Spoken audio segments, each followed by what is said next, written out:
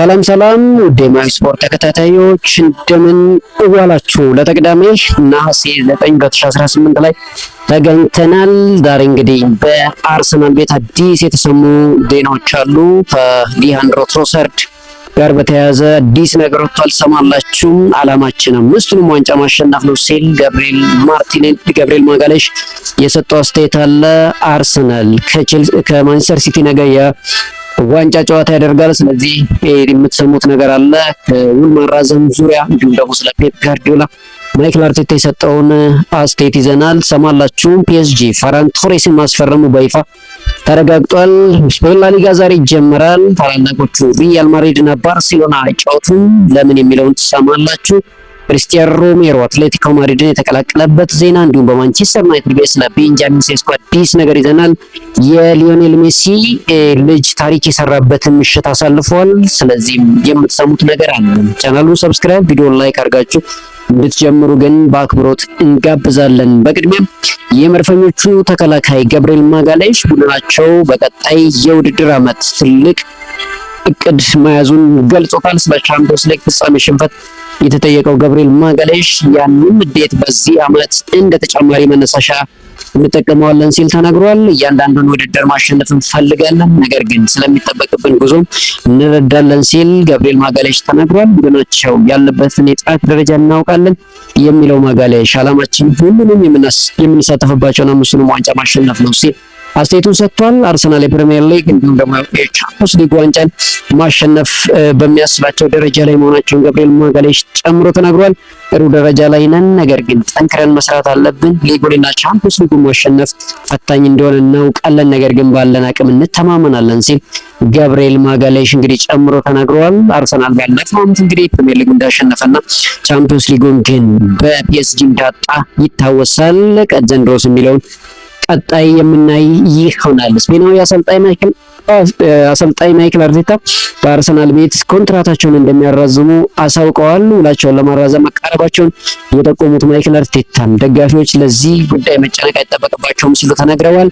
ምክንያቱም እኔ እዚህ መቆየት እፈልጋለሁ፣ በዚህ በጣም ደስተኛ ነኝ ሲል ማይክል አርቴታ ለደጋፊዎች ተናግረዋል። አክሎም በአካባቢ ካሉ ሰዎች ጋር በመስራቴ ደስተኛና መስጋኝ ነኝ፣ ውል ማራዘም እድሉ ሲመጣ እናደርገዋለን ሲሉ እንግዲህ ማይክል አርቴታ ለደጋፊዎቹ እንደሚቆዩ ማስተማመኛ የሰጡበትን ዜና ሰጥተውናል። በተያያዘ ዜና ማይክል አርቴታ የፔፕ ጋርዲዮላ አድናቂ መሆናቸውን ተናግረዋል። እንግዲህ አርሰናል አሰልጣኝ ማይክል አርቴታ ለአሰልጣኝ ፔፕ ጋርዲዮላ ያላቸውን ከፍተኛ አድናቆት ገልጸዋል። ጋርዲዮላ በቃላት መግለጽ አይቻልም ያሉት ማይክል አርቴታ እሱ እግር ኳስና የሊጉን የተለየ ነገር አድርገዋል፣ ደረጃም ሰጥቶታል ሲል ይናገራል። ከሱ ጋር ለአመታት በመስራት እድለኛ ነኝ፣ በእግር ኳስ ታሪክ ምርጡ አሰልጣኝ እንደሆነ አምናለሁ ሲል ጨምሮ ተናግሯል። በተከታታይ ያስመዝገበው ስኬት አስደንቃል፣ ደረጃውን ከፍ አድርጎ ሁሉንም በተለየ መንገድ እንዲሰራና የተሻለን እንድንሆን አድርጎናል ሲል ማይክል አርቴታ ጨምሮ ተናግሯል። ጋርዲዮላ ስለመልቀቁ ያውቁ እንደነበር የተጠየቁት አርቴታ አላውቅም ነበር፣ ነገር ግን ምልክቶች ስለነበሩ ተሰምቶኛል ሲል ተናግሯል። ሁሉንም ማጠናከር እንፈልጋለን፣ ማጠናከር ያለብንንም የተወሰኑ ቦታዎች ለይተናል፣ ያንን ለማሳካት እንሰራለን ሲል ማይክል አርቴታ እንግዲህ ስለ ፔፕ ጋርዲዮላ ሀሳቡን ሰጥቷል።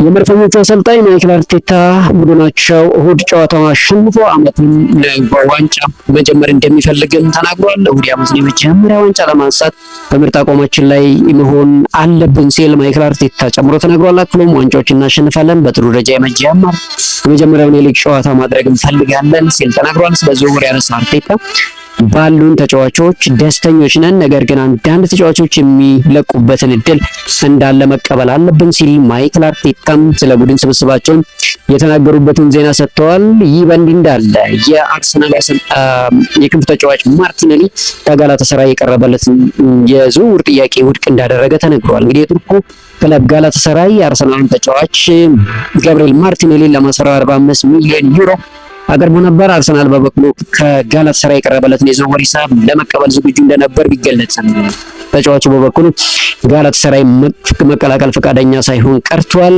ማርቲኔሊ ተወካዮቹ ተጫዋቹ ወደ ቱርክ ማምራት እንደማይፈልግ ለአርሰናል ማሳወቃቸው ተዘግቧል። ብራዚላዊ ክንፍ ተጫዋች ገብርኤል ማርቲኔሊ በታላላቆቹ 5 የአውሮፓ ሊጎች መቆየት እንደሚፈልግ ተናግሯል። ዘገባውን እንግዲህ አትሌቲክ ይዞት ወጥቷል። መጨረሻው የዚህ ተጫዋች ማረፊያ የት ይሆናል የሚለው በጉጉት የሚጠበቅ ይሆናል።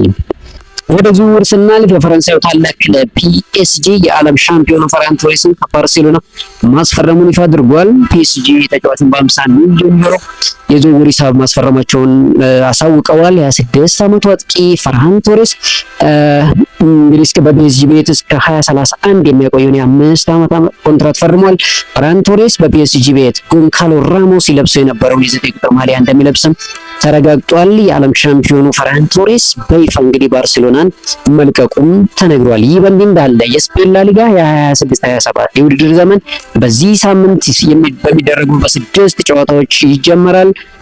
ምን እንጂ የታላላቆቹ ክለቦች ባርሴሎና እና ሪያል ማድሪድ በዚህ ሳምንት ጨዋታቸውን አያደርጉም። ሊጉ ዛሬ ምሽቱ 2 ሰዓት ተኩል ዲፖርቲቮ አላቬስ ከኢታፌ ጋር በሚያደርገው መርሃ ግብር ጅማሮን ያደርጋል።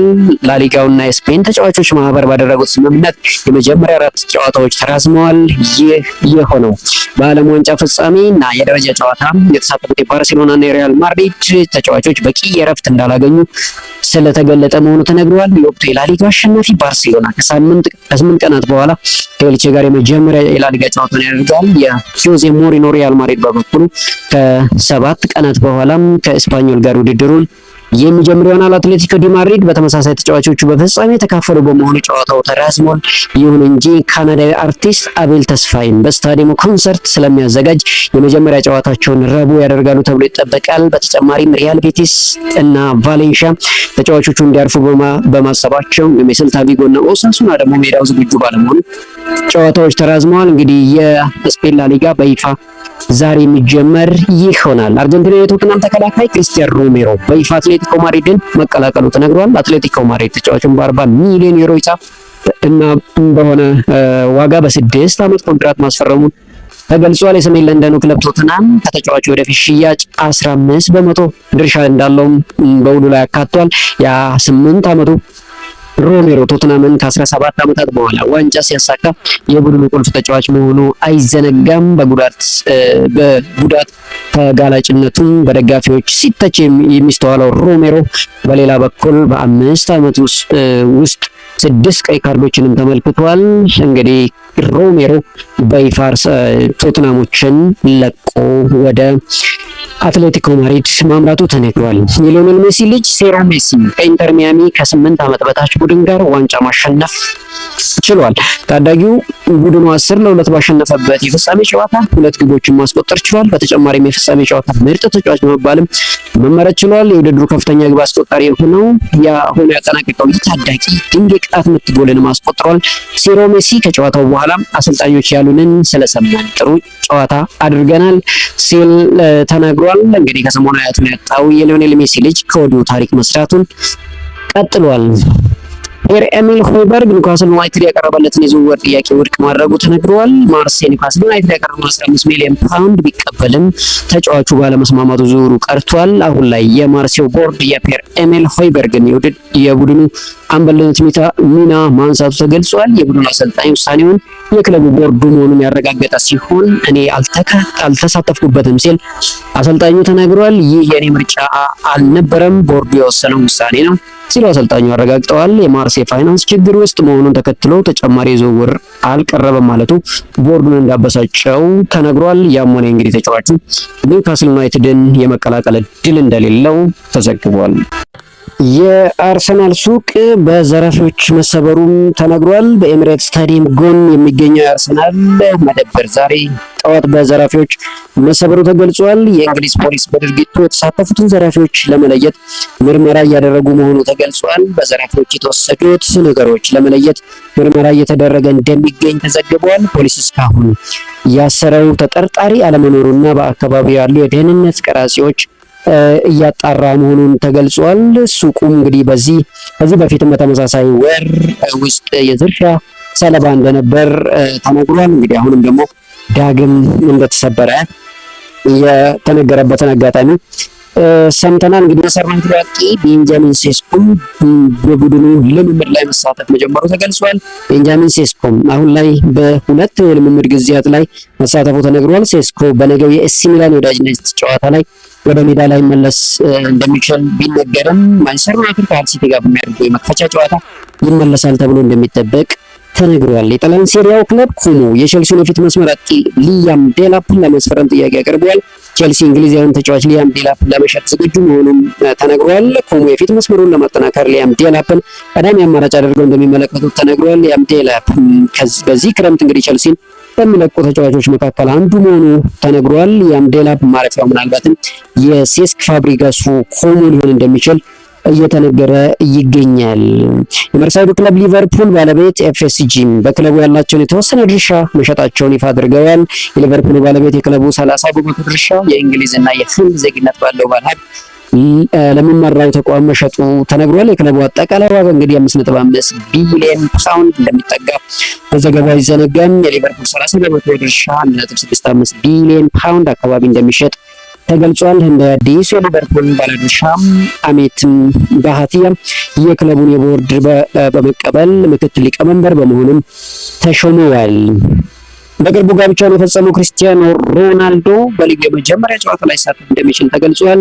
ሮናልዶ ወደ ሳውዲ አረቢያ በማምራት በቡድኑ መደበኛ ልምምድ ላይ መሳተፍ ችሎ ነበር። ይሁን እንጂ ሮናልዶ በነገው የአልፋቲሃ የሊግ የመጀመሪያ ጨዋታ እንደማይሳተፍ የሀገሪቱ ሚዲያዎች ዘግበዋል። ምናልባትም ክርስቲያኖ ሮናልዶ ማክሰኞ በሚደረገው የኪንግስ ካፕ ጨዋታ ወደ ሜዳ ይመለሳል ተብሎ እንደሚጠበቅ ተነግሯል። እንግዲህ በቅርቡ ጋብቻውን የፈጸመው ክርስቲያኖ ሮናልዶ ማክሰኞ እንግዲህ ጨዋታውን ያደርጋል ተብሎ እየተነገረ ይገኛል። ውድ የማይ ስፖርት ተከታታዮች ለቅዳሜ ምሳ ሰዓት ያዝንላችሁ አጫጭር ዜናዎች ይህን ይመስላሉ።